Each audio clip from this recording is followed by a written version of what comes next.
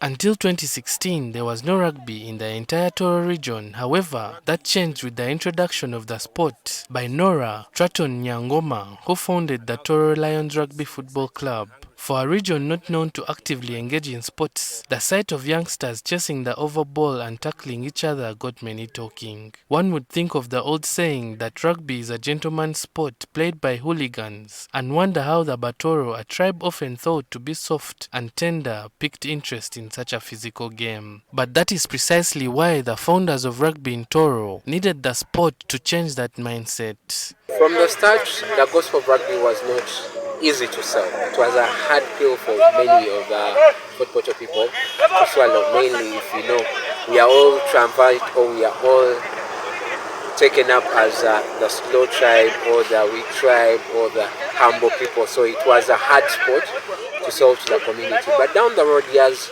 of training, years of trying, years of engagement, years of selling the sport, we are gaining goods. Men and women's rugby has now been introduced in different learning institutions like St. Leo Chegobe and Nyakasura School, which have become major talent pipelines of teams in the region across various age grades. For one that has been selling a sport in the region and also to the schools that we do have, it was really a challenge. But when you have more than 2 schools participating in schools games in 1 year, it becomes really an amazing milestone. The Tooro Lions, the region's oldest rugby club, successfully hosted the Fort Portal Sevens, part of the now Special National Sevens circuit, in 2022 at Buhinga Stadium, and have gone on to face Uganda's best teams in the Uganda Cup.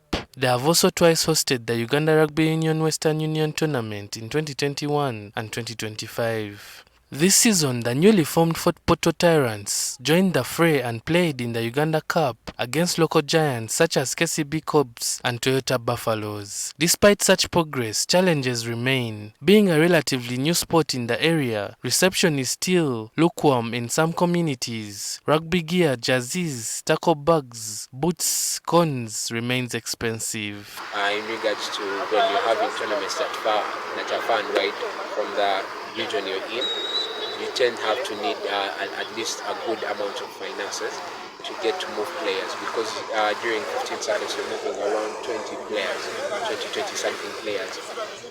You also have to feed them, you have to accommodate them, you have to dress them, so it becomes a little bit challenging or dragging when it comes to finances. It is against this background that Tooro Lions Secretary Anthony Twikirize calls on the entire Tooro region to support the club's efforts and help develop the sport.